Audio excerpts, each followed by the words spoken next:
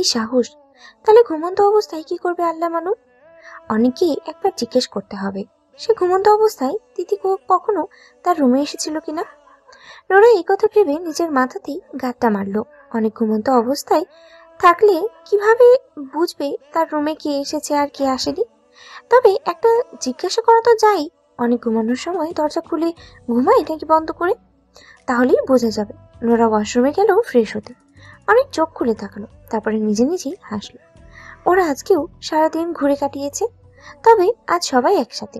প্রথমে ভোলাগঞ্জ, সাদা পাথর, জাফলং, ঝর্ণা আরো বিভিন্ন দর্শনীয় স্থান ঘুরতে ঘুরতেই সন্ধ্যা হয়ে যায়।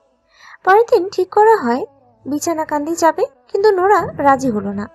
তাকে কালকেই ঢাকায় ফিরতে হবে। সন্ধ্যায় তারা দুইজনে ক্লান্ত শরীরে রিসোর্টে ফিরে এলো। বাকিরা তখনও ঘোরাঘুরি আর শপিং এ ব্যস্ত।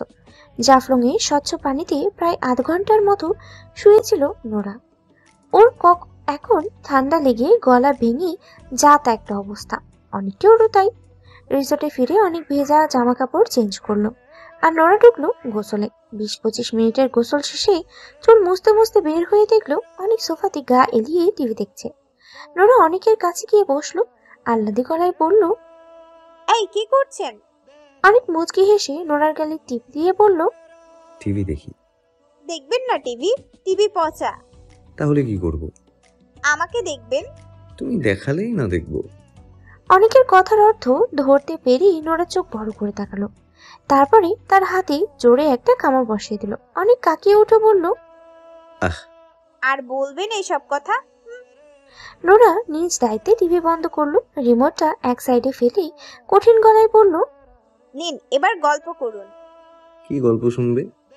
নোরা আগ্রহ নিয়ে বলল, তিথির গল্প।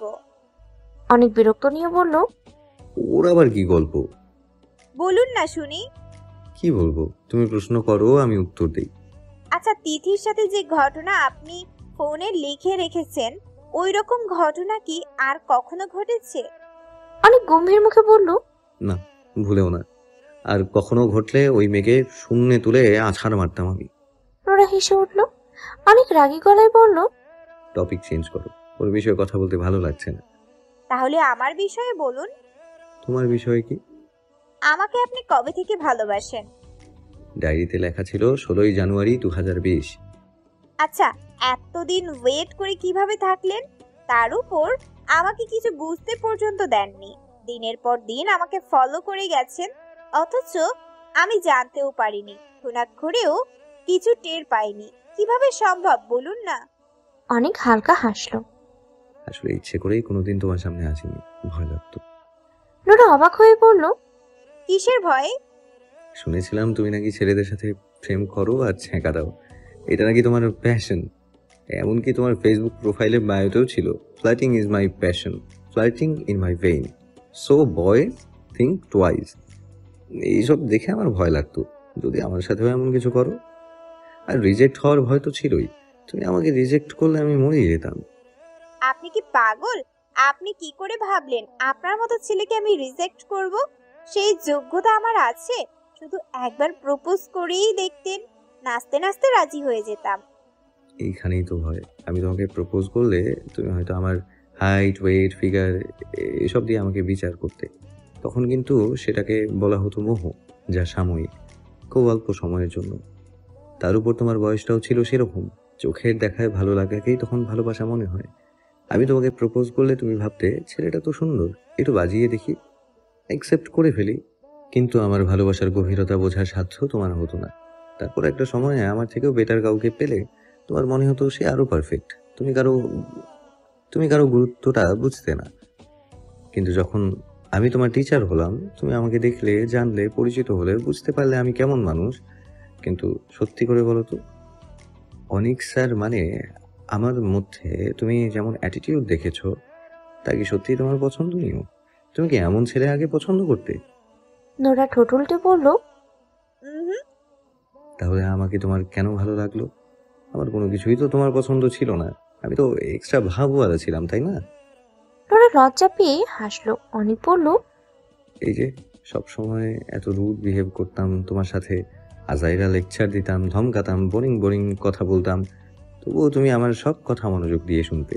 আমি যেটাই করতাম সেটাই তোমার পছন্দ হতো, এমনকি যেটা তোমার সবথেকে অপছন্দ সেটাও যদি আমি করতাম তাও তোমার ভালো লাগতো।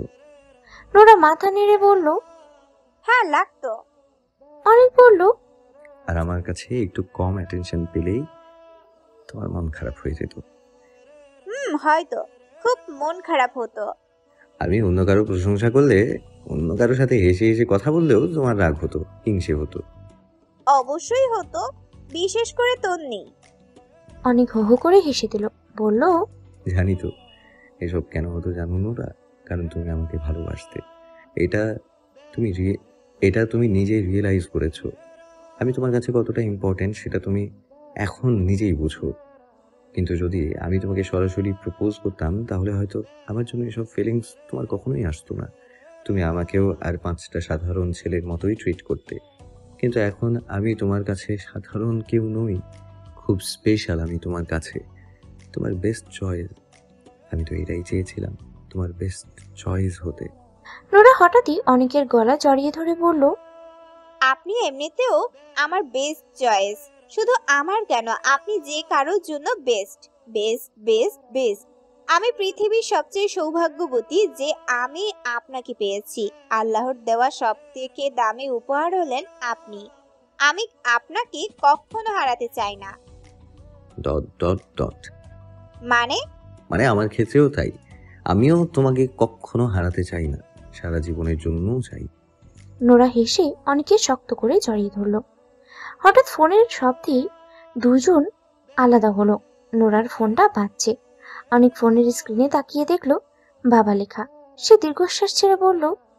শ্বশুর মশাইয়ের ফোন। ও, বাসার কথা তো ভুলেই গিয়েছিলাম। এখানে আসার পর বাবার সাথে বেশি কথা হয়নি। নোরা তড়িঘড়ি করে ফোন রিসিভ করলো। হ্যালো আব্বু, আসসালামু আলাইকুম। কেমন আছো মা? আমি ভালো আছি, তুমি কেমন আছো আব্বু? এই তো আল্লাহ রাখছে। তুমি কি করো? অন্তুর সাথে বসে টিভি দেখছি আব্বু। তুমি কি করো? আমি তো অফিস থেকে বাসায় যাচ্ছিলাম, রিক্সা উঠে ভাবলাম তোমার সাথে একবার দেখা করে যাই। একবার বারান্দায় আসতে পারবে মা? আমি অন্তরাদের বাসায় সামনে দিয়ে যাচ্ছি। নোরার গলায় শব্দ আটকে গেল। এখন কি জবাব দেবে? আমতা আমতা করে বলল। বারান্দায়? ওদের বারান্দায় তো তালা দেওয়া থাকে আব্বু। দরজা খোলা নিষেধ, আসতে পারবো না। আর তুমি এই কিছুক্ষণের জন্য আবার রিক্সা থেকে কেন নামবে? চলে যাও না, থাক। রিক্সা থেকে নামতাম না, রিক্সা বসেই দেখতাম এক নজর। আচ্ছা, আসতে না পারলে থাক। অন্তরা মায়ের কি অবস্থা এখন? আন্টি তো এখনো হসপিটালেই আছে, অবস্থা ভালোই, আউট অফ ডেঞ্জার।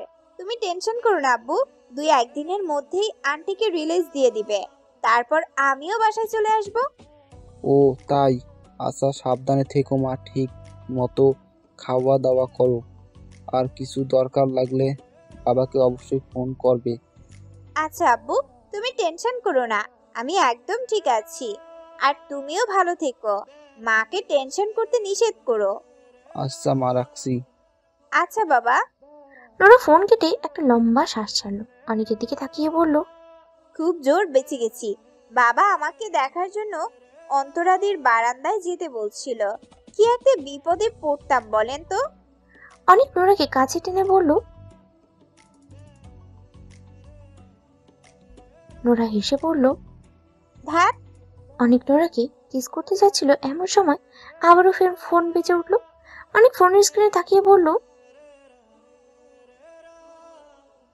নোরা অবাক হয়ে বলল। মানে? বলতে বলতেই ফোনটা হাতে নিয়ে দেখলো অন্তরার ফোন। অনেক কেন কথা বলছে সেটা এবার বুঝলো। একটু হেসে নোরা ফোন রিসিভ করলো। হ্যালো অন্তু, বল কি খবর, কোথায় তোরা? ওই পাশ থেকে ভেসে এলো অন্তরার আতঙ্কিত কণ্ঠ। দোস্ত, ঘটনা হ্যাজ গট ইটেড বাই দুর্ঘটনা। মানে? মানে দুর্ঘটনা ঘটে গেছে। কি ঘটছে? তালবাহানা না করে সোজাসুজি বল। আরে আজকে আমার মার সাথে আঙ্কেলের আরকে টাওয়ারে দেখা হয়েছিল। আঙ্কেল মানে আমার বাপ?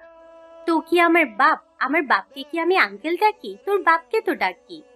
হাই হাই, কি বলিস? আব্বু তো তাইলে সব বুঝে গেছে। শুধু কি তোর বাপই বুঝছে, আমার মা বুঝেন নাই? হ্যাঁ তাই তো।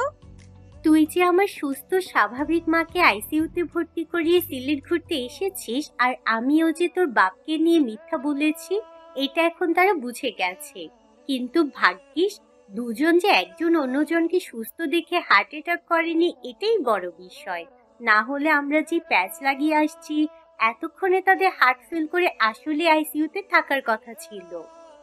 নোরা ঘামছে, ভীতকণ্ঠে বলল, তোর মাকে সুস্থ স্বাভাবিক দেখে আব্বু যে হার্ট ফেল করে নাই, এটাই ভাগ্য। অন্তরা হেসে বলল, সেটাই তো বলছি আমি।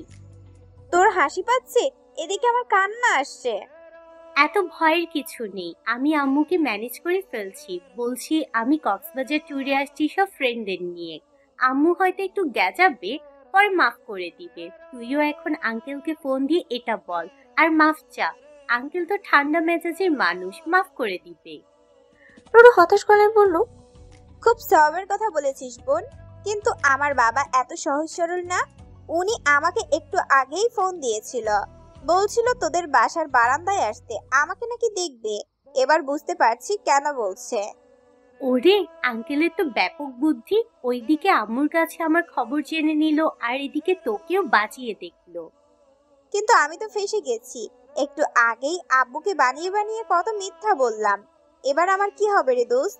আরে প্যারা নাই, নাকে তেল দিয়ে ঘুমা, আঙ্কেলকে আমি বুঝিয়ে বলবো নে। কিন্তু কাহিনী তো সেই একই। আমি আব্বুকে মিথ্যা বলেছি। তো সেটা তো তুই আসলেই বলেছিস। অন্তত অনেক স্যারের বিষয়টা ধামাচাপা পড়বে, এটা নিয়েই শুক্রিয়া আদায় কর। হ্যাঁ সেটাই। আর আমার কি কপাল দেখ, জীবনে প্রথমবার মাত্র আব্বুর সাথে মিথ্যা বললাম, আর প্রথমেই হাতে নাতে ধরা। ধুর, এখন আব্বু আর কোনো কথাই আমার বিশ্বাস করবে না। থাক, বাদ দে, কি আর করার। আর আমরা কিন্তু সকালে উঠে রওনা দিব। তারপর দুজন একসাথে গিয়ে আঙ্কেলের কাছে মাফ চেয়ে নিব। আঙ্কেল মাফ করে দিবে, চিন্তা করিস না। তুই কখন ফিরবি অন্তু? অন্তরা ফিসফিসিয়ে বলল, আজ রাতে আমি ফিরবো না রে, আলভির সাথে একটা জায়গায় এসেছি, রাতটা এখানেই কাটাবো। তুই অনেক স্যারের সাথে এনজয় কর না। রাখছি, বাই, সকালে দেখা হবে। অন্তরা লাইন কেটে দিল। নোরা হতভম্ব, চিন্তাগ্রস্ত মুখে অনেকের দিকে তাকিয়ে বলল, অন্তরা রাতে ফিরবে না। অনেক এতক্ষণ গালে হাত রেখে সব শুনছিল, এবার বলল, এটা আমি আগেই বুঝিয়েছিলাম, এখন বলো কি হয়েছে। নোরা অসহায় মুখে অনেকে সব বুঝিয়ে বলল। অনেক রাগান্বিত স্বরে বলল, আমি আগেই তোমাকে সাবধান করেছিলাম নোরা, এখন ঝামেলা হলো তো। অনেকের ধমকে নোরা হালকা ভ্যাবাচাকা খেয়ে গেল, মাথা নত করে বলল, সরি। অনেক কিছু একটা ভেবে বলল, থাক, বাদ দাও। এখন সলিউশন কি বলো? আমাদের কাল সকালেই ফিরে যেতে হবে।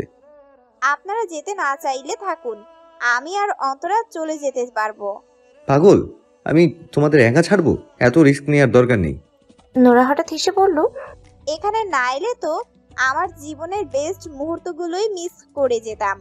যা হয় ভালোর জন্যই হয়, কিন্তু এখন আমার মন খারাপ। কেন?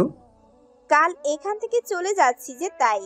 অনেক সামান্য হাসলো। নোরা বিষণ্ণ স্বরে বলল, কাল থেকে তো আবার সব আগের মতো হয়ে যাবে। যখন তখন আপনাকে আর দেখতে পারবো না। আবার আগের মতো দিনে মাত্র একবার দেখা, তাও লুকিয়ে লুকিয়ে। এই সময়গুলোকে খুব মিস করব, আপনাকে খুব মিস করব। এসব বলতে বলতে অনেকের বুকে মাথা রাখলো নোরা। অনেক ওর মাথায় হাত বুলিয়ে বলল, এই জন্যই বলেছিলাম চলো বিয়েটা করে ফেলি, তারপর এখানেই সেটেল হয়ে যাই, ঢাকা ফিরে যাওয়ার দরকারই নেই। কিন্তু তুমি তো রাজি হলে না। ধ্যাত, ইয়ার কি করবেন না তো। অনেক হেসে বলল, তোমাকে আমিও খুব মিস করবো নোরা।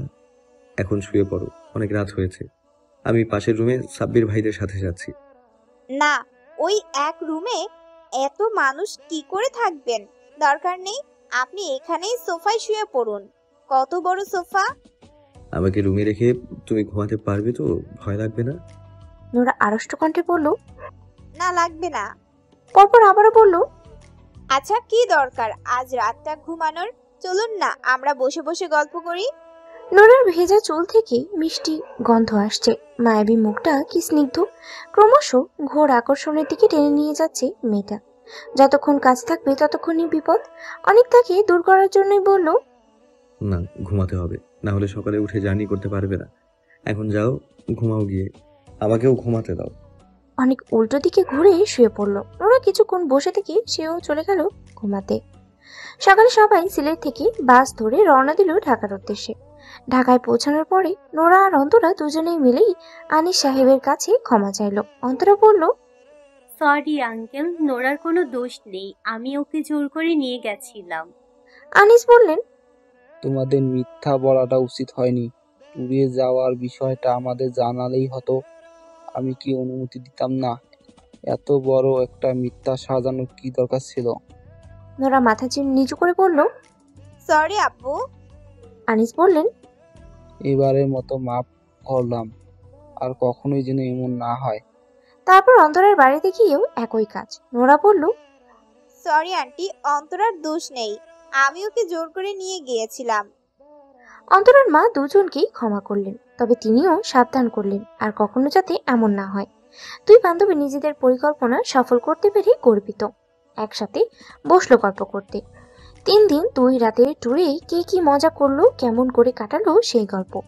নোরা অন্তরাকে ওদের ঘোরাঘুরি সব ঘটনাই বলল। অন্তরা বলল, ওয়াও, তোরা এত মজা করেছিস।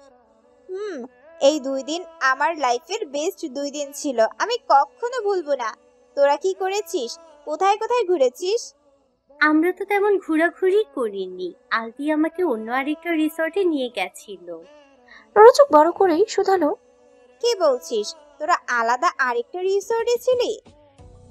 খুব নিরিবিলি আর এক্সপেন্সিভ সেই রিসোর্ট, তাই মাত্র এক রাতে অ্যাফোর্ড করতে পেরেছে আলবি, কিন্তু সেই রাতটা আমার লাইফের বেস্ট রাত ছিল।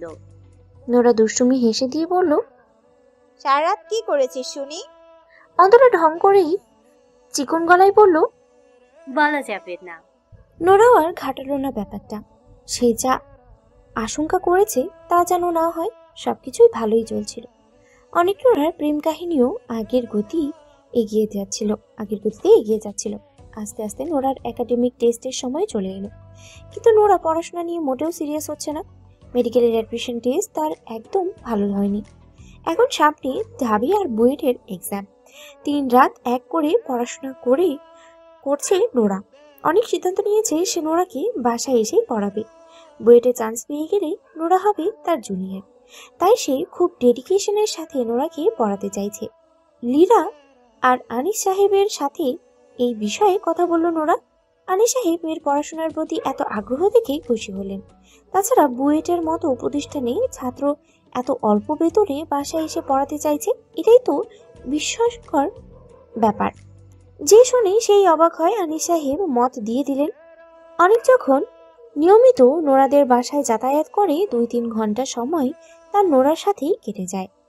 দিনগুলো স্বপ্নের মতোই অতিবাহিত হচ্ছিল, কিন্তু জীবন কখনো স্বপ্নের মতো সুন্দর হয় না। শান্তভাবেই বয়ে চলা নদীর পানিতেও দমকা বাতাস এসে ছন্দপতন ঘটায়। হঠাৎ একদিন একটা ঘটনা ঘটলো। রাত তখন প্রায় 12টা বাজছে। নোরা বিছানায় মাত্র শুয়েছে, অমনি অন্তরার ফোন। Hello Nora. বল। দোস্ত কই তুই? রমনা পার্কের গাছতলায় বসে বাদাম ভাজা খাই। তুই কই? ইয়ার কি মারিস না। নোরা হেসে বলল, রাত 12টা বাজে ফোন দিয়ে এই ধরনের প্রশ্ন করলে এর চেয়ে ভালো উত্তর হয় না। যাই হোক, কি কারণে ফোন দিয়েছিস সেইটা বল। দোস্ত সর্বনাশ হয়েছে। এইবার কিন্তু চর খাবি। সরাসরি ঘটনা বল। আর তুই কি কাঁদছিস নাকি? অন্তরা এবার শব্দ করে কেঁদে ফেললো। কাঁদতে কাঁদতে বলল, আমার ব্রেকআপ হয়ে গেছে। মানে কি, তানভীরের সাথে? হুম। কবে, কখন, কিভাবে? আর ব্রেকআপের কারণ কি? জানি না, ও ইদানিং খুব ইগনোর করতো, বুঝছিস, কথায় কথায় খারাপ বিহেভিয়ার করতো, ব্যাড ল্যাঙ্গুয়েজ ইউজ করতো, এমনকি বাংলা ভাষায় গালিও দিত। আর কত সহ্য করা যায় বল? পরে রাগের মাথায় আমিও একটা গালি দিয়ে ফেলেছি, তারপরই বলে ব্রেকআপ। আমার নাম্বার ব্ল্যাকলিস্ট করে দিছে, সব জায়গা থেকে আমাকে ব্লক করে দিছে, অন্য নাম্বার দিয়ে ফোন করলেও ধরে না, আমার ভয়েস শুনলেই কেটে দেয়। এখন কি হবে আমার দোস্ত? শোন অন্তু, আলভিকে আমার থেকে ভালো তুই চিনিস। ও যে এমন একটা কাজ করবে সেটা তুই ভালোভাবেই জানতিস। সো এই সিচুয়েশনটার জন্য তোর প্রস্তুত থাকা উচিত ছিল। এখন ন্যাকা কান্না কেঁদে তো লাভ নেই। হ্যাঁ আমি জানতাম, কিন্তু এবার যে ও ব্রেকআপ করবে আমি সত্যিই ভাবিনি। আমরা তো অনেক বেশি ক্লোজ হয়ে গিয়েছিলাম। এখনো কিভাবে ব্রেকআপ করতে পারে বল? আমি ওকে ছাড়া জীবনেও থাকতে পারবো না, পাগলই হয়ে যাব। অন্তরা আবারও কাঁদতে বসেছে। নোরা অবাক হয়ে বলল, অনেক ক্লোজ হয়ে গিয়েছিস বলতে? ফিজিক্যাল কিছু করিসনি তো? অন্তরার কান্নার বেগ বেড়ে গেল। নোরা যা বোঝার বুঝে গেছে। সে বলল, কবে হয়েছে এসব? আমাকে বলিসনি কেন? তোকে বললে তুই আমাকে আস্ত রাখতি? হয়েছে তো, এবার মর। আমাকে ফোন করেছিস কেন? প্লিজ এমন বলিস না। আমি কি করতাম বল? ও আমার কাছে চাইলে আমি না করতে পারতাম না। অন্তরা এবার হেঁচকি তুলে তুলে কাঁদছে। নোরা বলল, থাম থাম, আমার কাছে কেঁদে কি হবে? ঘটনা যা ঘটানোর ঘটিয়ে ফেলেছিস। আগে থেকেই আমাকে সব জানালে এমন কিছু হতে দিতাম না আমি। আর তুই কি বোকা অন্তু? কি করে পারলি এত বড় রিস্ক নিতে? আলভি যে তোকে ছেড়ে চলে যাবে এটা তুই জানতি না? জানতাম তো, আবার ভয়ও লাগতো যদি ওর কথা না শুনলে আমাকে ছেড়ে চলে যায়। তখন চলে গেলেই ভালো হতো, কিন্তু এখন যে তোর জীবনটা মরুভূমি বানিয়ে চলে গেল, এখন কি করবি তুই? মানুষের বেলাতেই শুধু ভাষণ দেওয়া যায়। আমার জায়গায় তুই থাকলে কি করতি? অনিক স্যার যদি তোর কাছে তোকে চাইতো, তুই না করতে পারতি? সত্যি করে বলতো। নোরা অস্বস্তিতে পড়ে গেল। নিজেকে সামলে নিয়ে বলল, উনি এরকম কখনোই চাইতেন না। আর যদি চাইতেন তাহলে তখনই আমি ওনার উপর থেকে বিশ্বাস হারাতাম। তোর মতো বোকামি কোনো দিন করতাম না।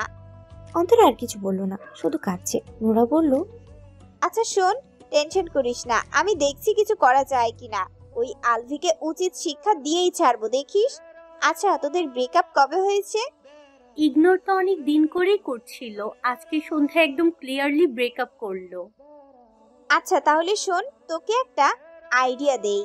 তুই ওদের বাড়ির ঠিকানা জানিস? না, জানি না তো। আচ্ছা, অনিক স্যারের কাছ থেকে ঠিকানা নিয়ে আমি তোকে মেসেজ করে দিব নে, সেটা সমস্যা নেই। তুই খালি শোন তুই কি করবি।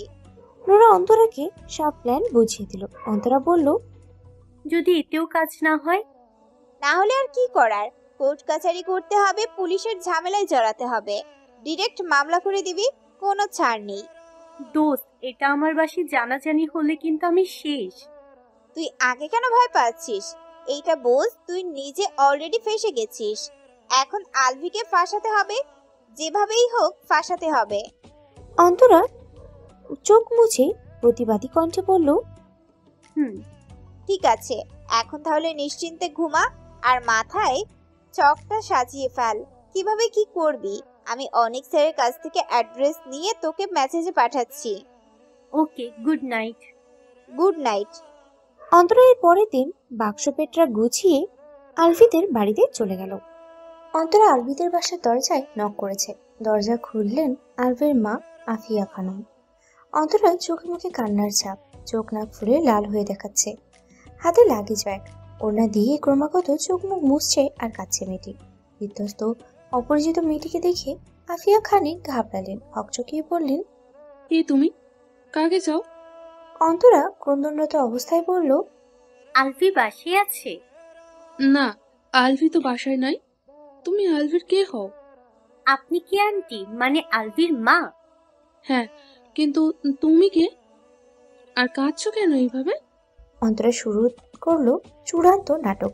কাঁদতে কাঁদতে দরজার সামনেই বসে পড়লো। আফিয়া আরো অবাক হলেন, হুট করে একটা অচেনা মেয়ে এসে তার বাড়ির দরজার সামনে বসে এভাবে কাঁদছে কেন? মনে তো হচ্ছে প্রেম ঘটিত ব্যাপার। আফিয়া কিছুটা আন্দাজ করতে পারলেন। অন্তরাকে বসা থেকে উঠিয়ে বললেন, আচ্ছা, তুমি আগে ভেতরে এসো, তারপর শুনছি কি হয়েছে। অন্তরা এক কথার ভিতরেই ঢুকে গেল। মনে হচ্ছে ভেতরে আসতে বলায় মেয়েটা খুশি হয়েছে। ভেতরে ঢুকে দেখলো জুতা পরেই চলে এসেছে। তাই আবার বাইরে গিয়ে জুতাগুলো খুললো। লাগেজটা নিয়ে ভেতরে ঢুকেই সোফায় বসে গেল। আফিয়া দরজা লাগিয়ে অন্তরার পাশে বসলো। অবাক হয়ে তিনি দেখছেন মেয়েটিকে। অন্তরার নাক মুছতে মুছতে বলল, আমি অন্তরা। আচ্ছা অন্তরা, এবার বলো কি হয়েছে তোমার? আমার ছেলে কি তোমার সাথে কোনো অন্যায় করেছে? অন্তরা নিজেকে স্বাভাবিক করে দুঃখী দুঃখী কণ্ঠে বলতে লাগলো, আন্টি, ওর সাথে আমার পুরো 3 বছরের সম্পর্ক। মাঝে একবার ব্রেকআপও হয়েছিল। তাও কার জন্য জানেন? আপনার প্রবাসী বড় ছেলে গার্লফ্রেন্ডের জন্য। আমার বড় ছেলে?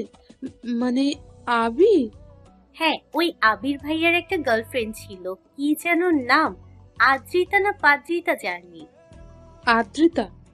হ্যাঁ, ওই মেয়ে আমাকে এত অপমান করেছে আন্টি, আমি আপনাকে কি বলবো। আপনি আমার মায়ের মতো, মায়ের কাছে এসব কিভাবে বলি। আচ্ছা, আমি বুঝতে পেরেছি। ওই মেয়ের মুখ তো মুখ নয়, পচা নর্দমা। চরিত্র ভীষণ বাজে। ওর সাথে আবিরের বিয়ে হওয়ার কথা ছিল, কিন্তু বিয়েটা ভেঙে গেছে। আমরাই ভেঙে দিয়েছিলাম। সে আরো 2 বছর আগের ঘটনা। হ্যাঁ, আমি তখনকার কথাই বলছি আন্টি। এর আগে আলভির সাথে আমার রিলেশন ছিল, ওই আপুটার জন্য সেই রিলেশন ভেঙে টুকরা টুকরা হয়ে গেছে। তারপর আবার আমাদের প্যাচআপ কিভাবে হয়েছিল জানেন? 26শে অক্টোবর আলভিরা পাহাড় ট্রেকিং এ গেল না, সীতাকুণ্ডে? হ্যাঁ। ওইখানে আমিও গিয়েছিলাম আমার ফ্রেন্ডের সাথে। আপনার ছেলে খাদে পড়ে যাচ্ছিল, ওই খাদ থেকে আমি ওকে টেনে তুলেছি, কিন্তু উপকারীকে বাঘে খায়, একটা প্রবাদ আছে না? আপনার ছেলে হলো সেই বাঘ। আমি ওকে খাদ থেকে টেনে তুললাম, ওর জীবন বাঁচালাম, আরও এখন আমাকেই ছেড়ে চলে যেতে চাইছে। অন্তরা আবারও কাঁদতে শুরু করলো, চোখে হাত দিয়ে কান্না। আফিয়া পড়ে গেলেন মহা মুশকিলে। এই মেয়ে কথা বলে কম, কাঁদে বেশি, একে কিভাবে সামলাবেন? উনি অন্তরার মাথায় হাত রেখে বললেন, আহারে, কি করেছে কুলাঙ্গারটা তোমার সাথে? প্রথমে আমার সাথে নাটক করেছে, বিয়ের মিথ্যা প্রতিশ্রুতি দিয়েছে, এখন আমি অন্তরা আবারও কাঁদতে লাগলো। আফিয়া ওর কাঁধে হাত রেখে বলছে, মা, তুমি নির্দ্বিধায় বলো, কি হয়েছে? কিভাবে আপনাকে বলি কথাটা আন্টি, আপনি আমার মায়ের বয়সী। আহা, বলোই না, কি কথা? আমি 2 মাসের প্রেগনেন্ট। তারপরে আবার কান্না শুরু হলো। আফিয়া মুখে হাত রেখে চোখ বড় করে বললেন, কি বলো? হারামজাদা এত বড় ঘটনা ঘটিয়ে ফেলেছে? অন্তরা কাঁদতে কাঁদতে বলল, শুধু তাই না আন্টি, এখন আমার সাথে ব্রেকআপ করতে চাইও। আর দাঁড়ান, দেখাই আপনাকে। অন্তরা হ্যান্ডব্যাগ থেকে এক পাতা ট্যাবলেট বের করলো, বলল, এই যে দেখেন আন্টি, এগুলো আমাকে কিনে দিয়ে বলে কিনা অ্যাবর্শন করে ফেলতে। অন্তরা কাঁদছে, জোরে জোরেই কাঁদছে। আফিয়া বিস্ফোরিত চোখে অন্তরার হাত থেকে ট্যাবলেটের পাতাটা নিলেন। তার এইসব দেখে মাথা ঘুরছে, চোখ মুখ অন্ধকার হয়ে আসছে। অন্তরা কান্না বজায় রেখে বলল, আপনিই বলুন আন্টি, একটা বাচ্চা নষ্ট করা কত বড় অন্যায়। আমি ওকে জন্ম দিতে পারবো না, কিন্তু তাই বলে মেরে ফেলবো? আমি কি এতটাই পাষাণ? আপনিও তো মা, আপনি বলেন, কোনো মা কি পারে তার সন্তানকে মেরে ফেলতে? আফিয়া জবাব দিলেন না, তিনি রীতিমতো বাকরুদ্ধ। অন্তরা বলতে লাগলো, আমার বাসি এই কথা জানলেই বাচ্চার সঙ্গে সঙ্গে আমাকেও জ্যান্ত কবর দিয়ে ফেলবে। এদিকে আপনার ছেলে আমার ফোনও ধরছে না, আমার থেকে পালিয়ে বেড়াচ্ছে। আমার কাছে আর কোনো উপায় ছিল না, তাই বাধ্য হয়ে আপনার কাছে এসেছি। এখন আপনি এর একটা বিহিত করুন আন্টি, আপনি আমার শেষ ভরসা, না হলে আমি ভারী কলসি গলায় বেঁধে পানিতে ডুব মারবো। এছাড়া আর কোনো উপায় নেই আমার কাছে। আফিয়া অনেকক্ষণ পরে মৃদু স্বরে বলছে, ছি ছি ছি, এসব কথা বলে না মা। অন্তরা কাঁদছে। আফিয়া বিস্ময় সামলে উঠতেই বললেন, তুমি একদম ঠিক করেছো আমাকে এইসব জানিয়ে। এইবার শুধু দেখো আমি কি করি।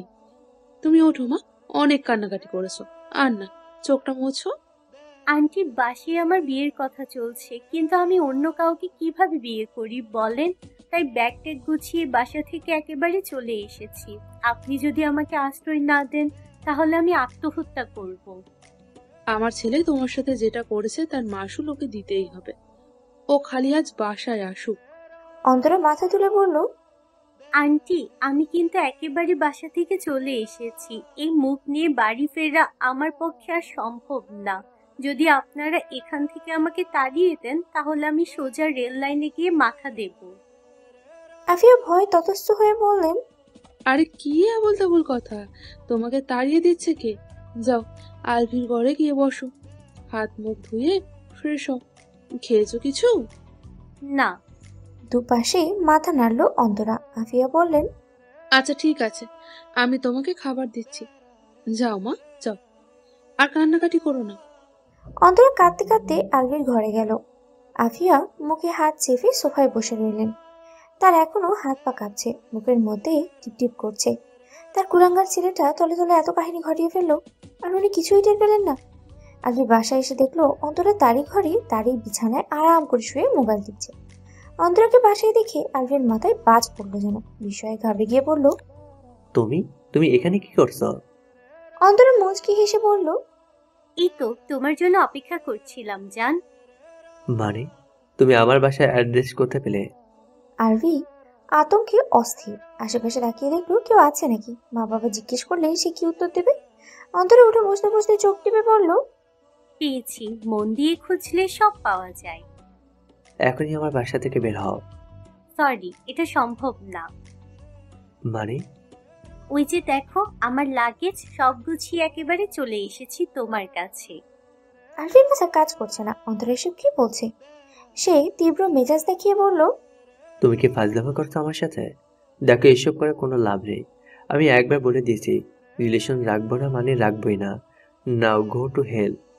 রিলেশন তোমাকে রাখতে হবে না, আর আমি কেন হেলে যাব? হেলে তো এবার তোমাকে পাঠাবো বেবি। আলভি রাগে ফুঁসতে ফুঁসতে অন্তরার লাগেজটা তুলে ওর হাতে দিয়ে বলল। এক্ষুনি বের হও।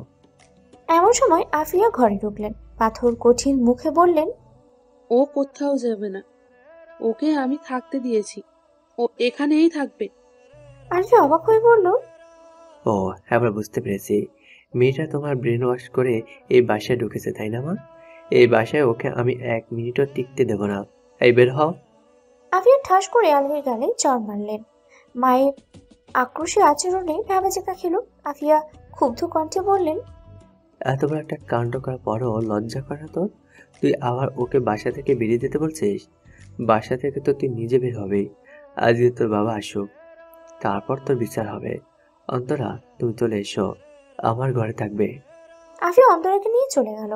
আলভি বোকার মতো তাকিয়ে রইল। ক্রমশ তার মাথা গরম হয়ে যাচ্ছে। নিজের চুল নিজের হাতেই ছিঁড়ে ফেলতে ইচ্ছে করছে। অকারণেই টেবিলে কয়েকবার লাথিও দিল সে। দেয়ালে কয়েকবার ঘুষি মারল, তবুও রাগ কমছে না।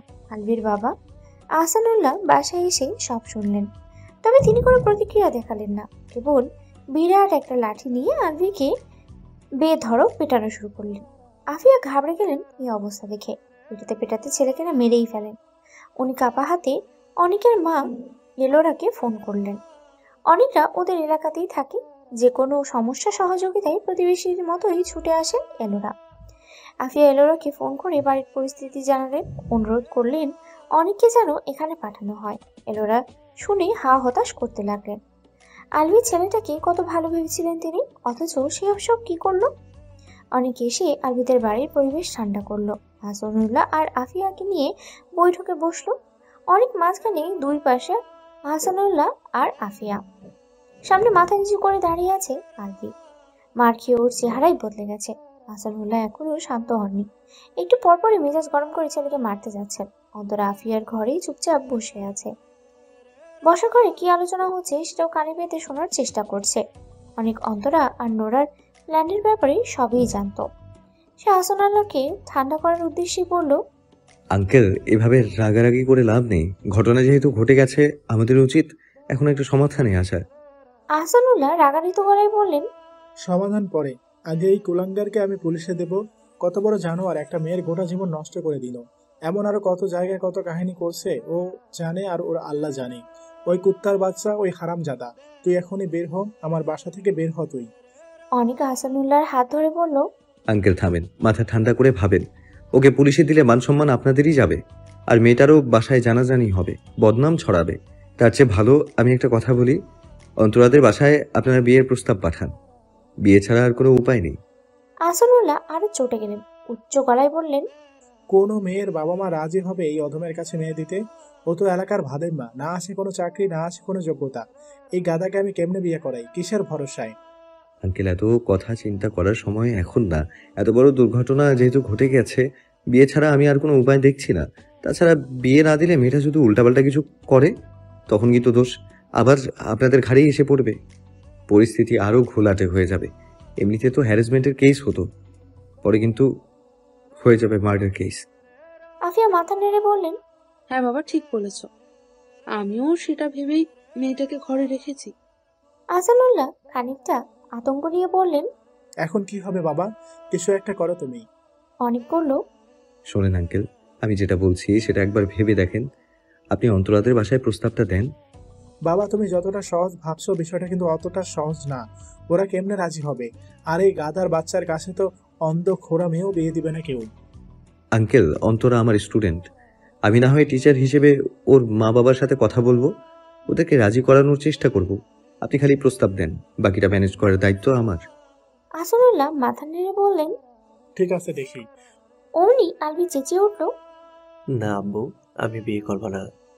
আসাদুল্লাহ বিস্ফোরিত চোখে তাকালেন, সোফা ছেড়ে উঠতে উঠতে বললেন। হারামজাদা, তুই আবার কথা কস? বলতে বলতে পায়ের জুতা খুলে ছুঁড়ে মারলেন আলভির গায়ে। আলভি ক্যাচ ধরে ফেললো। নিয়মিত ক্রিকেট খেলায় এই এক সুবিধা, কেউ কিছু ছুঁড়ে মারলে সহজেই ক্যাচ ধরে ফেলা যায়। অনেকের কথা অনুযায়ী আলভির বাবা মা অন্তরাদের বাসায় গেলেন বিয়ের প্রস্তাব নিয়ে। নোরা ওইদিকে অন্তরার বাবা মাকে বুঝিয়ে রেখেছিল। অন্তরা 2 বছর ধরে যে ছেলের জন্য ডিপ্রেশন ছিল, ওই ছেলেটাই আলভি। অন্তরা ছেলেটাকে খুব ভালোবাসে। তাছাড়া পারিবারিক অবস্থাও খারাপ না আলভিদের। বড় ভাই বিদেশে থাকে, যে কোনো সময় আলভিও চলে যাবে। এসব জেনে অন্তরার বাবা মাও রাজি হলেন। অন্তরা আলভির বিয়ে ঠিক করা হলো। বাড়ির পাশেই একটা খোলা মাঠে স্টেজ সাজানো হয়েছে। আজ অন্তরা আর আলভির বিয়ে। প্যান্ডেল টানিয়ে খাওয়া দাওয়ার ব্যবস্থা করা হয়েছে। খুব বেশি আয়োজন না, ছোটখাটো আয়োজন। এলাকার কয়েকজন অন্তরা আলভিদের নিজস্ব আত্মীয় আর বন্ধু বান্ধবদের নিয়েই বিয়ের অনুষ্ঠান। আর অনেক মেয়েরা তো আছেই। সেজুতি, তন্নি, রেশমি, জবা, এক কথায় কোচিং এর সব বন্ধুরাই এসেছে। এই অনুষ্ঠানে নোরা তিথি মেয়েটিকে সরাসরি দেখলো। মেয়েটি অসম্ভব সুন্দর আর বেশ লম্বা। নোরা থেকে তো কমপক্ষে 1 হাত লম্বা। অনেকের পাশে দাঁড়ালে একদম পারফেক্ট লাগে, মনে হয় যেন মেড ফর ইচ আদার জুটি। দিদিকে দেখে নোরার মনটা খারাপ হয়ে গেল। এই জন্যই কি অনেকের মা দিদিকে এত পছন্দ করেন? অনেক ম্যানেজমেন্টের কাজে ব্যস্ত। টেবিলে খাবার দেওয়া, আনা নেওয়া, সবাইকে বেড়ে খাওয়ানো সবকিছুই অনেক আর ওর গ্রুপের মেম্বাররাই করছে। অনেক আজকে লেমন কালারের শেরওয়ানি পরেছে। ওকে যে কি সুন্দর লাগছে। নোরার বারবার চোখ আটকে যাচ্ছে। এদিকে অনেকেরও একই অবস্থা। নোরা পিঠ অব্দি লাল যে চুলগুলো দুলিয়ে তার চোখের সামনে এপাশ ওপাশ ছোটাছুটি করছে। অনেক যতবারই তাকাচ্ছে ততবারই ছোটখাটো ধাক্কা খাচ্ছে। তার উপরে নোরা পরেছে রানী গোলাপি রঙের লেহেঙ্গা। লেহেঙ্গার উপরে সোনালি সুতোর কাজ, মুখে হালকা পাতলা মেকআপও করেছে। আজকে একদম অন্যরকম লাগছে নোরাকে। ওর চুলের রং আর গায়ের রঙের সাথে লেহেঙ্গার রংটা ভালোভাবেই ফুটে উঠেছে, যেন বিধাতার এক অনন্য সৃষ্টি। অনেক মুগ্ধ চোখে নোরাকে লুকিয়ে লুকিয়ে দেখছে। অন্তরাকেও আজ ভীষণ মিষ্টি লাগছে। ওর বিয়ের শাড়িটাও মিষ্টি কালারের।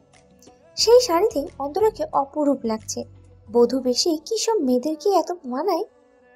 আলভিটার মুখ গম্ভীর করে বসে আছে। আলভির মুখ দেখে নোরার রাগে শরীর জ্বলে যাচ্ছে। এই বিয়েতে তার মত নেই, সেটা কি সবাইকে বোঝাতেই হবে? ওকে দেখে মনে হচ্ছে চেয়ারে স্কচটেপ লাগিয়ে ওকে জোর করে বেঁধে রাখা হয়েছে। উঠতে পারছে না বলে বাধ্য হয়ে বসে আছে। এই বিয়ে ভাঙার জন্য কত কাণ্ড যে সে করেছে। শেষে বাড়ি ছেড়ে পালিয়ে গিয়েছিল।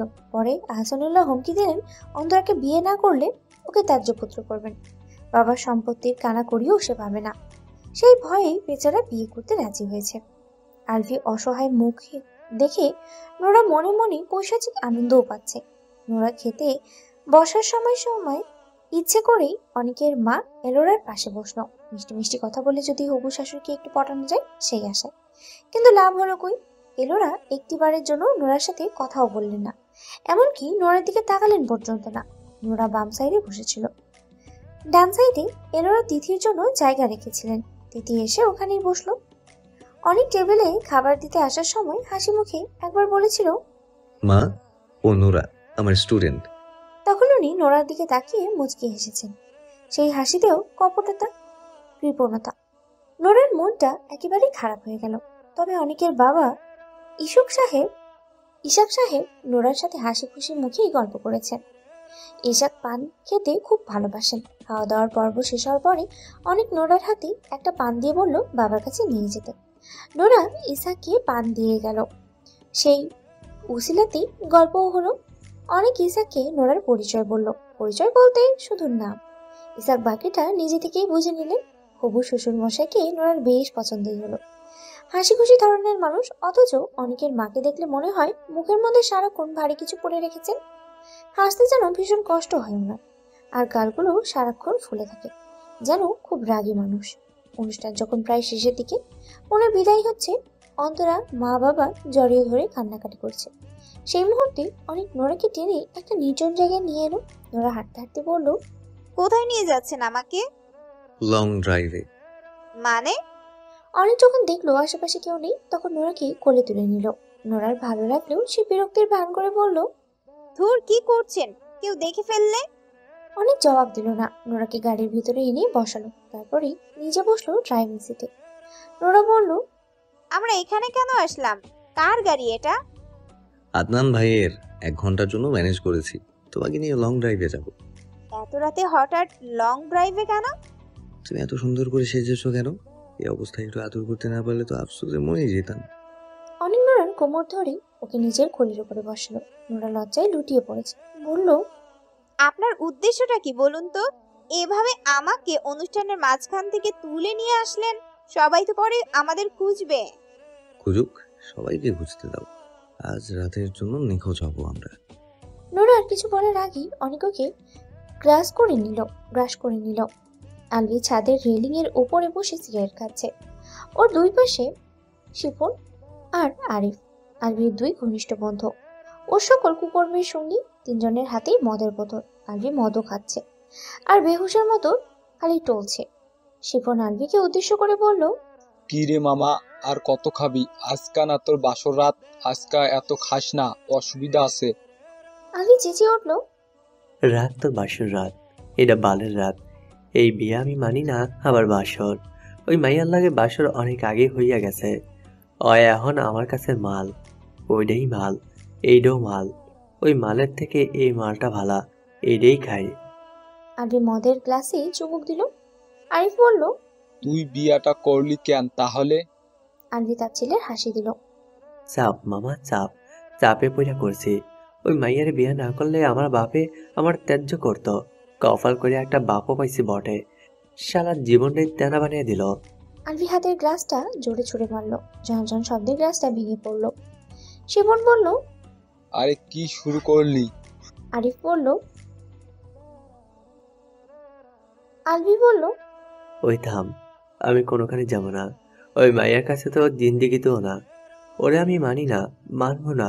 সব হইছে ওই কাল নাগিনী নোরার লাইগা। মাইয়াটা মিসকা শয়তান, বুঝলি? ওই মাইয়ারে যতদিন শিক্ষা দিতে না পারবো আমার শান্তি নাই। আমার জীবনটা দোজক বানিয়ে ছাড়তে হয়, ওরে আমি ছাড়বো না। আরিফ রসিকতাপূর্ণ হাসি দিয়ে বলল,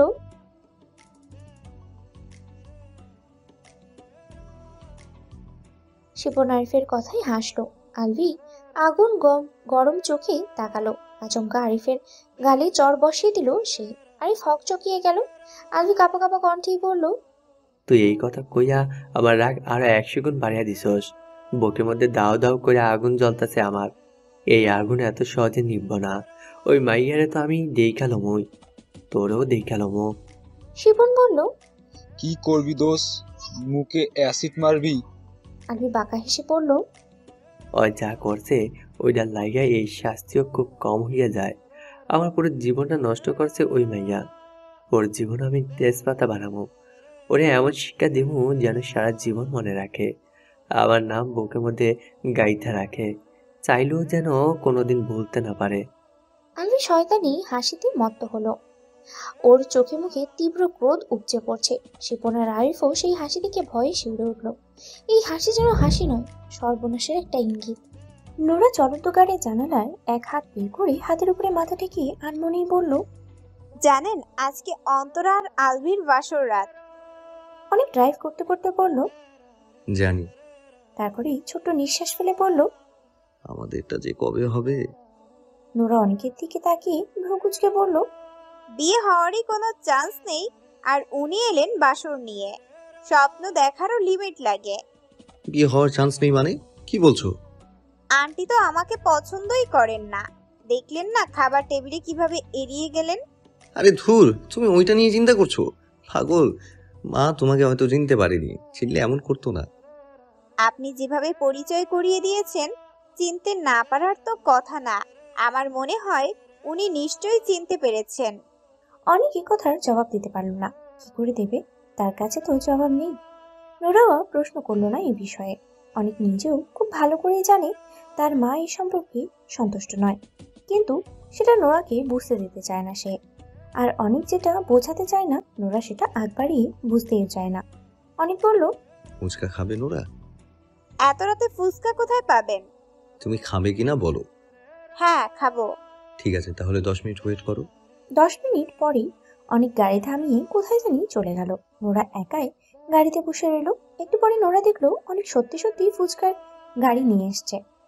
গাড়িটা সে নিজেই ঠেলছে আর ফুচকাওয়ালা ওর পেছনে পেছনে আসছে। ওরা অবাক হয়ে গাড়ি থেকে নামলো।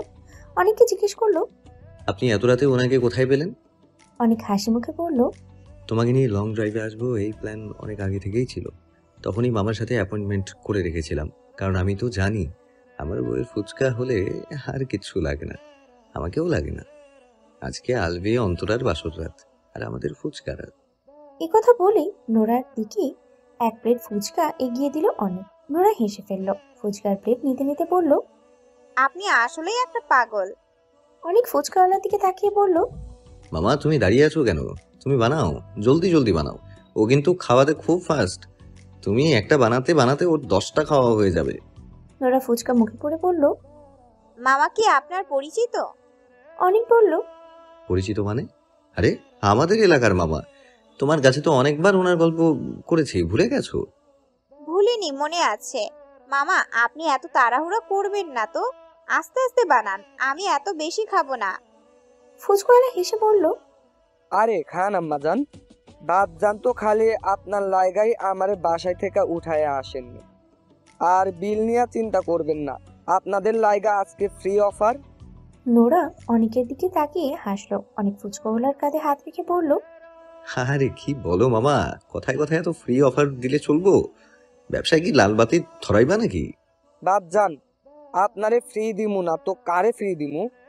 আর আপনারে ফ্রি দিলে আমার ব্যবসায় লাল বাতি জ্বলবো না, উল্টা সবুজ বাতি জ্বলবো। দেখেছো নোরা, এই না হলো মামু। কিন্তু মামা, তুমি আমার মামা হয়ে ফ্রি ট্রিট দিতেই পারো, কিন্তু আমি ভাগ্নি হয়ে তোমার এই কিছু দিমু না, তাই কি হয়? তাই আজকের জন্য তোমার বাসার ডিনারের দায়িত্ব আমি নিলাম। এইটা না কইলে চলবো না। ফুচকাওয়ালা হাসতে হাসতে বলল। আচ্ছা আচ্ছা। নোরা ফুচকা খাচ্ছে আর ওদের আলাপ শুনে হাসছে। ফুচকাওয়ালা নোরাকে উদ্দেশ্য করে বলল, বুঝলেন আম্মাজান, বাপজানের লইগা তো দোকানে আমার বাড়িতে লোকই রাখা লাগে না। বাপজান সময় পেলেই দোকানে আইসা কাস্টমার গো অর্ডার সাপ্লাই দেয়। উনার লাইগা আমার ব্যবসায় কেমনে লাল বাতি জ্বলবো কেন কন দেহি? নোরা চোখ বড় বড় করে বলল, ও, তাহলে এই কাহিনী। আপনি ফুচকার দোকানেও কাজ করেন? তাই তো বলি, ফুচকা সম্পর্কে আপনার এত জ্ঞান কিভাবে হলো? অনেক মাথা চুলকে বলল, আরে মামার দোকান থাকলে ভাগ্নিরা তো একটু একটু শিখেই যায়। বাই দ্য ওয়ে নোরা, তোমার আর আমার কিন্তু ফুচকা খাওয়ার একটা কম্পিটিশন হওয়ার কথা ছিল। কম্পিটিশনটা কি হবে? একদম না, আমি অলরেডি 3 প্লেট খেয়ে ফেলেছি। এখন কম্পিটিশন হলে আমি নিশ্চিত হারবো। আপনি আগে বলেননি কেন? চালাকি না। অনেক হো হো করে হেসে দিল। নোরা অনেকের মুখে একটা ফুচকা পুড়ে দিয়ে বলল, নিন, খান। অনেক বড় করে হাঁ করলো। নোরা পুরোটা ফুচকা অনেকের মুখে পড়ে দিল। তারপরে হাসতে লাগলো। অনেক বুঝলো না নোরা হাসছে কেন। তারপরে টের পেল ফুচকাটা এতটা ঝাল। ঝালে ওর মুখ জ্বলে যাচ্ছে। অনেক প্রতিশোধী গলায় বলল, দাঁড়াও, এখন আমিও রিভেঞ্জ নেব উইথ এক্সট্রা মশালা। ফুচকাওয়ালা ওদের খুনসুটি দেখে হাসছে। অনেক ফুচকাওয়ালাকে বলল, মামা তুমিও আমাদের সাথে খাও। ফুচকাওয়ালা বলল, আরে আরে বাপজান, আমি কেন খামো? আপনি আম্মাজানদের নিয়ে খান, মজা করেন। অনেক বলল, থুর, আমরা একলাই খাবো আর তুমি দাঁড়িয়ে দাঁড়িয়ে দেখবে, তা হয় নাকি? তা হা করো তো। অনেক ফুচকাওয়ালাকেও ফুচকা খাইয়ে দিল। ওরা অবাক হয়ে দেখছে। অনেকের এই রূপ তার অজানা ছিল। তার কেন জানি অসম্ভব ভালো লাগছে অনেককে। ছেলেটা এত মিশুক, আগে তো জানতো না সে। কিছুদিন আগেও ওরা ভাবতো অনেক এক্সট্রা ভাবওয়ালা অহংকারী লোক, কিন্তু এখন বুঝতে পারছে ওর মধ্যে অহংকারের লেশ মাত্র নেই। ও একজন বিশুদ্ধ মনের মানুষ। যাওয়ার সময় অনেক ফুচকাওয়ালার বাসায় সবার জন্য কাচ্চি কিনে দিল। উনি সেগুলো নিয়ে চলে গেলেন ওনার গন্তব্যে। আর অনেক নোরা উঠে গেল ওদের গাড়িতে। গাড়ি চলছে। নোরা বলল, আচ্ছা, এই গাড়ি আপনি আদনান স্যারের কাছ থেকে কি বলে এনেছেন? যা সত্যি তাই বলে এনেছি। আমার কথা বলেছেন? হুম। উনি কি তাহলে আমাদের সম্পর্কে খুশি? ওনার খুশি অখুশিতে কি এসে যায়, আমরা তো খুশি। অনেক হাসলো। নোরা বলল, না মানে প্রথম প্রথম উনি আমাদের সম্পর্কে কথা জানতে পেরে যেভাবে রিয়্যাক্ট করেছেন, আমি তো ভয়ই পেয়েছিলাম। আচ্ছা, উনি তখন এত রাফ বিহেভ কেন করছিলেন? দেখো নোরা, কোচিংটা তো আদনান ভাইয়ের ছিল, আর সেই কোচিং এ আমাদের সম্পর্ক ছিল টিচার আর স্টুডেন্টের। উনি ভয় পাচ্ছিলেন আমরা কোচিং এর নাম খারাপ করব। তার উপর তন্নিকে তো চেনোই, সেও কিন্তু তোমার মতোই ছিল। অবশ্য তোমার মতো এত পাগলামি তো করতো না, কিন্তু এমন অনেক কিছুই করতো যা আদনান ভাইয়ের চোখ এড়ায়নি। উনি তো তোমাদের ক্লাস থেকে আমাকে বাদ দেওয়ার ডিসিশন নিয়েছিলেন। এইটা করলে আমি কোচিংয়েই পড়তাম না। আর আমিও কি চাকরি করতাম? তোমার জন্যই তো কোচিং এ ঢোকা। তোমাদের ক্লাস নিতে না পারলে আমিও রিজাইন করে দিতাম। সব হয়েছে ওই তন্নি শাকচুন্নিটার জন্য।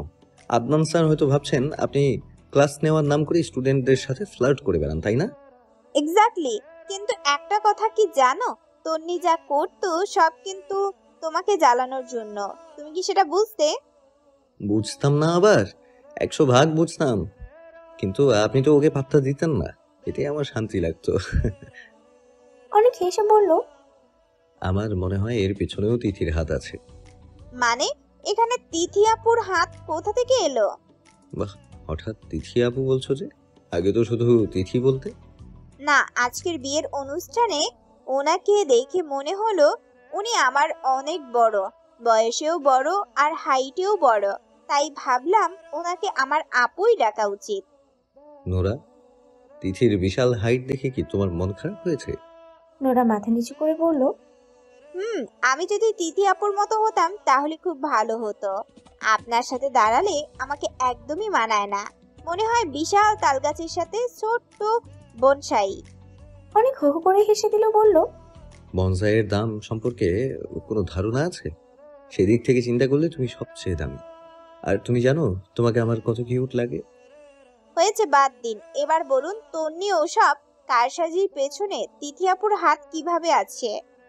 তিথি তন্দির কাজিন না, হাত থাকতেই পারে। আর তিথি তো তোমার ব্যাপারে সব জানে, হয়তো ইচ্ছে করেই তন্নিকে দিয়ে এসব করাতো, তোমার উপর হিংসা থেকে। কি? তন্নি তিথি আপুর কাজিন? কেন, তুমি আগে জানতে না? কিভাবে জানবো? আমি কি তন্নির সাথে এত ক্লোজ নাকি? যদিও ওকে আমি 4 বছর ধরে চিনি, কিন্তু কখনো এইটা জানিনি যে ওর কাজিনের নাম তিথি। ও, হয়তো ইচ্ছে করেই জানাইনি। তিথি হয়তো নিষেধ করেছে, কারণ 4 বছর ধরেই কিন্তু আমি তোমাকে পছন্দ করি। আর এই জন্যই সেদিন রেশমি আমাকে ইচ্ছে করে আপনার বার্থডেতে সিগারেট গিফট করার আইডিয়া দিয়েছিল। রেশমি তো তন্নির ক্লোজ ফ্রেন্ড। এইটাই হয়তো ওদের প্ল্যানেরই অংশ ছিল, যেন আপনি আমার উপর রেগে যান। তুমি এই কথা আমাকে আগে বলনি কেন? সরি। বোকা নোরা, তুমি খুব বোকা। নোরা দুষ্টু হাসি দিয়ে বলল, আসলে রেশমির কথা শুনে ইন্সপায়ার্ড হয়ে না, আমি ইচ্ছে করেই আপনাকে সিগারেট গিফট করেছিলাম। আমি জানতাম আপনি রেগে যাবেন, তবুও। অনেক অবাক হয়ে বলল, কেন? কারণ আমি বুঝতে চেয়েছিলাম আমার উপর আপনার ইন্টারেস্ট আছে কি নেই, সেটা আপনার রাগের মাত্রা দেখেই বোঝা যেত। তাহলে তখন ধমকাচ্ছিলাম, তখন ফ্যাঁচ ফ্যাঁচ করে ওভাবে কাঁদতে কাঁদতে বেরিয়ে গেলে কেন? সেটাও আপনাকে পরীক্ষা করার জন্যই। আমার খারাপ লাগায় আপনার কতটা খারাপ লাগে সেটা দেখতে চেয়েছিলাম। নোরা, তোমাকে আমি সহজ সরল ভেবেছিলাম, এখন তো দেখছি তুমি শয়তানের হাড্ডি। নোরা খিলখিল করে হেসে উঠল। অনেক কিছুক্ষণ দেখল সেই মাদক পাখা হাসি মুখ। তারপরে হঠাৎই শান্ত গলায় বলল, নোরা, তুমি নেশা হও আমার। নোরা হাসি থামিয়ে অবাক চোখে তাকালো। অনেক গাড়ি ব্রেক কষলো। তারপরে আচমকাই নোরাকে একটানে কাছে এনে বলল, এসো বোঝাচ্ছি। আসাদুল্লাহ আলভিকে এক চড় দিলেন। আলভি মাটিতে লুটিয়ে পড়ল। উঠে দাঁড়ানোর শক্তি ওর মধ্যে অবশিষ্ট নেই। আফিয়া কাঁদতে কাঁদতে আহসান আলোকে বললেন, কি করছো? এই দিনে নতুন বউয়ের সামনে তুমি ছেলেটার গায়ে হাত তুলছো? আসানুল্লাহ রাগী গলায় বললেন, আর তোমার হারামজাদা কি করছে সেটা দেখো না। আজকের মতো একটা রাইতে সাইপাস গিল্লা হেলতে দুলতে ঘরে ঢুকে, হের কত বড় সাহস! আমার বাড়িতে এমন বেলেল্লা পানা আমি সহ্য করব না। ওই বাইর হ, তুই ঘর থেকে এখনই বাইর হ। আসানুল্লাহ আলভিকে কলার ধরে টেনে তুললেন। শিপন আর আরিফ সাথেই দাঁড়িয়েছিল। শিপন বলল, আঙ্কেল সাইরা দেন, ওর ভুল হয়ে গেছে। আসানুল্লাহ বিস্ফোরিত চোখে বললেন, তোমরা চুপ থাকো। এই, তোমাদের সাথে চলতে চলতে ওর আরো এই অবস্থা। ওই হারামজাদা এমন ঝিমায় কেন? কই প্যাক গিলছে? হয় সত্যি করে বলো, কয় প্যাক গিলছে? আরিফ মাথা নিচু করে বলল। আসানুল্লাহ আবার আলভির গাড়ি চড় দিলেন। আলভি পিছিয়ে গেল। আসানুল্লাহ ছেলের পশ্চাৎ দেশে বরাবরই লাথি মেরে ঘর থেকে বের করলেন। তারপরে ফটাস করে দরজাটা আটকে দিলেন। তারপরে আফিয়ার দিকে ঘুরে বললেন, আজকে থেকে ওর বাসায় ঢোকা বন্ধ। বলে নিজের রুমে চলে গেলেন। অন্তরা সোফায় বসে কান্না আরম্ভ করলো। আফিয়াও অন্তরার সাথে বসলেন, মাথায় হাত বুলিয়ে সান্ত্বনা দিতে লাগলেন। এদিকে শিপন আর আরিফ সামনে দরজা ধাক্কাচ্ছে। আলভি ওদের ডেকে বলল, ওই থাম তোরা, লজ্জায় এই বাসায় আমিও আর থাকতে চাই না। একদিক দিয়া ভালোই হয়েছে, ওই মাইয়ের চেহারা দেখতে হইব না, এর চেয়ে রাস্তায় থাকা ভালো। আলভি কথা বলে সিঁড়ি বেয়ে নামতে লাগলো। শিপন আর আরিফও বাধ্য হয়ে ওকে অনুসরণ করা শুরু করলো। অন্ধকার রাত, শীতল পরিবেশ, চারিদিকে নিস্তব্ধতা। অনেক নোড়ার কোমর ঠোঁট আদ্র স্পর্শে ভরিয়ে দিল। গলায় মুখ ডুবিয়ে অজস্র চুম্বনে ক্রমাগত ঢেলে দিচ্ছে। নোরার সম্পূর্ণ শরীর প্রতি মুহূর্তেই কেঁপে উঠছে। অজানা এক ভালো লাগায় শিহরণ হচ্ছে নোরার, যেন সুখের স্রোতে ভাসছে। শ্বাস আটকে আটকে আসছে। অনেকের মাথার চুলগুলো হাতের মুষ্টিতে নিয়ে ক্রমাগত ছটফট করছে সে। এই যন্ত্রণা ভয়ঙ্কর, তীব্র এক অনুভূতি, অসহনীয়, যা ক্রমান্বয়ে মাতাল করে তুলছে তাকে। তাদেরই সুখকালীন পর্যায়ে চিড়ে ধরল ফোনের তীক্ষ্ণ শব্দে। হঠাৎ ফোন বেজে ওঠায় নোরার বুক ধরফর করে উঠল। মনে হচ্ছে এতক্ষণ সে স্বপ্ন সায়রে ডুবেছিল, মাত্র জাগ্রত হয়েছে। অনেক বিরক্ত গলায় বলল, ফোনটা কি সাইলেন্ট রাখা যায় না? নোরা স্বাভাবিক হয়ে হাসার চেষ্টা করলো। সাইলেন্ট কিভাবে রাখবো? কত জরুরি ফোন আসতে পারে। নোরা ফোন হাতে নিয়ে দেখলো বাবার ফোন। বাবা ছোটখাটো কারণে কখনোই ফোন করে না, নিশ্চয়ই জরুরি কোনো দরকার। নোরা ফোনের স্ক্রিনে দেখলো রাত 1টা বাজে, অথচ এখনো সে বাইরে। এই জন্যই তো বাবা ফোন করেছে। নোরা ফোন রিসিভ করলেন। হ্যালো আব্বু। মা কোথায়? তুমি বাসায় আসবে কখন? এই তো আব্বু, রিকশায় আছি। আসলে এতক্ষণ সেজুতি তন্নিদের সাথে গল্প করছিলাম, তাই দেরি হয়ে গেছে। তুমি টেনশন করো না, আমি চলে আসব। চলে এসো মা, খুব রাত হয়েছে। গেটের সামনে এসে আমাকে মিস কল দিও, আমি চাবি নিয়ে নিচে নামবো। আচ্ছা আব্বু। ফোন রেখে নোরা বলল, দেখলেন তো কত দেরি হয়ে গেছে, বাসায় যেতে হবে। চলুন তো, আমাকে গলির মোড়ে নামিয়ে দিবেন। পাগল, আব্বু বারান্দা থেকে দেখে ফেললে। আমি তো বলেছি আমি রিকশায়। ও আচ্ছা, এত এত রাতে একা হেঁটে যেতে পারবে? কত দূর? আর 5 মিনিটেরই তো রাস্তা, কিচ্ছু হবে না, আপনি চলুন। ওকে। অনেক নোরাকে গলির মোড়ে একটা চায়ের দোকানের পাশে নামিয়ে দিল। নোরা গাড়ি থেকে নেমে অনেকে হাসি মুখে বাই দিল। অনেকে বলল, বাই। নোরাকে যতক্ষণ দেখা গেল অনেক ততক্ষণ তাকিয়ে রইল। এটা আস্তে আস্তে অনেক দূরে চলে যাচ্ছে। অনেকের বুক হঠাৎ করে কেঁপে উঠলো। তার ইচ্ছে করলো গাড়ি থেকে নেমে দৌড় দিয়ে নোরাকে ধরতে। খালি রাস্তায় একা একা হাঁটার সময় নোরার ফোন বেজে উঠল। অন্তরার নম্বর। হালকা চিন্তিত হলো নোরা। আলভি আবার কোনো কাহিনী ঘটায়নি তো? দ্রুত ফোন রিসিভ করলো সে। হ্যালো দোস্ত, তুই কি বাসে চলে গেছিস? না, যাচ্ছি। কি হয়েছে তোর, কাঁদছিস নাকি? অন্তরা 5 সেকেন্ডে নিজেকে সামনে নিয়ে বলল, আলভিকে আঙ্কেল মেরে বাসা থেকে বের করে দিয়েছেন। ওমা, কেন? ছাদে বসে বন্ধুদের সাথে মদ খাচ্ছিল। আঙ্কেল সেটা জানতে পেরে প্রচুর রেগে গেছেন, তারপর ওকে পিটিয়ে বের করে দিয়েছেন। ও কোনোদিনও শোধরাবে না রে। এখন মনে হচ্ছে ওকে বিয়ে করার সিদ্ধান্তটাই ভুল ছিল। কুকুরের লেজ 1000বার টেনেও সোজা করা যায় না, ও হলো সেই কুকুর। অন্তরা এসব বলতে বলতে কেঁদেই চলেছে। নোরা বলল, আচ্ছা তুই কান্না থামা, এত কাঁদিস না। কেঁদেই বা কি হবে? আর ও যে শোধরাবে না, সেটা আমি আগেই বুঝতে পেরেছিলাম, কিন্তু আমি একটা জিনিস বুঝলাম না, আন্টি আঙ্কেলের মতো এত ভালো বাবা মা পেয়েও আলভি এমন কি করে হলো? আঙ্কেল যে মানুষ, ওকে তো পিটিয়ে সোজা বানিয়ে ফেলার কথা। পেটালেও কিছু হয় না রে, গন্ডারের চামড়া। তুই চিন্তা করিস না, আমি কাল সকালে অনিককে তোদের বাসায় পাঠাবো। অনিক আঙ্কেলকে বুঝিয়ে বললে আঙ্কেল আবার আলভিকে বাসায় ফিরিয়ে আনবে। সেটা নিয়ে আমি ভাবছি না। আঙ্কেল আলভিকে বাসায় আনতে চাইলেও সে নিজে আসবে তো? ও তো আমার মুখও দেখতে চাই না। তুই এই জন্য কষ্ট পাচ্ছিস? কাঁদিস না, আসলে খুব ঝামেলার মধ্যে বিয়েটা হয়েছে তো, ওর এখন মাথা গরম। কয়েকদিন যাক, দেখবি সব ঠিক হয়ে গেছে, টেনশন নিস না। নোরা কথা বলতে বলতে হঠাৎ থেমে গেল। সে বাসার সামনে চলে এসেছে আর এসেই একটা অদ্ভুত জিনিস দেখলো। আলভি আর তার সাথে দুইজন ছেলে নোরাদের বাসার গেটের সামনে দাঁড়িয়ে। নোরার বারান্দা বরাবর আলভি ইট পাটকেল ছুঁড়ে মারছে আর অকথ্য ভাষায় গালিগালাজ করছে। নোরার গা ভয়ে শিউরে উঠলো। আলভিকে দেখে মনে হচ্ছে পুরোপুরি আউট অফ মাইন্ড। বারবারই খালি বলছে, নোরা দা বেস, সাহস থাকে তোর সামনে আয়, একবার খালি বাসা থেকে বের হ, তারপর তোরে আমি বুঝাবো। আমার সাথে পাঙ্গা নেওয়া, তোর খুব চুলকানি উঠেছে না রে? তোর চুলকানির মলম আমার কাছে আছে, আজকে তোর আমি মলম লাগাবো, তুই বের হ খালি। নোরা পিছিয়ে গেল। এই অবস্থায় কিছুতেই আলভির সামনে যাওয়া যাবে না। ওর বুক দূর দূর করছে। ওরা তিনজন আরো একজন কি করে পারবে? এদিকে অন্তরা ননস্টপ হ্যালো হ্যালো করছে। নোরা ভীতু গলায় বলল, অন্তুরে, অসভ্যটা এখন আমার বাসার সামনে। কি বলিস? ও তোর বাসার অ্যাড্রেস পেল কই? সেইটাই তো বুঝতে পারছি না। আর ও একা না, দুটো ছেলেও আছে ওর সাথে। তুই বাসায় ঢুকতে পেরেছিস? না, কি করে ঢুকবো? ওরা তো গেটের সামনে দাঁড়িয়ে আছে। তোর সাথে আর কেউ নেই? না, অনেক তো আমাকে মোড়ে নামিয়ে দিয়ে চলে গেছে। রাস্তা পুরা খালি, একটা মানুষও নেই। আমার ভীষণ ভয় করছে দোস্ত। হঠাৎ নোরা ফোন কেটে গেল। অন্তরা হ্যালো হ্যালো করছে কিন্তু ওপাশ থেকে কোনো আওয়াজ নেই। অন্তরার বুক ধক করে উঠল। সে বুদ্ধি করে অনেককে ফোন করলো। এদিকে আলভি, শিপন, আরিফ নোরাকে তিন দিক থেকে ঘিরে ফেলেছে। নোরা ওদের হঠাৎ সামনে দেখে এত ভয় পেল যে ওর হাত থেকে ফোনটা পড়ে গেল। আলভি হিংস্র নেকড়ের মতো ওর দিকে তাকিয়ে আছে। ওই চোখে এত হিংস্রতা, এত ক্রোধ যে ওই চোখে তাকালেই নোরার হাত পা শিথিল হয়ে আসছে। শিপন আলভিকে বলল,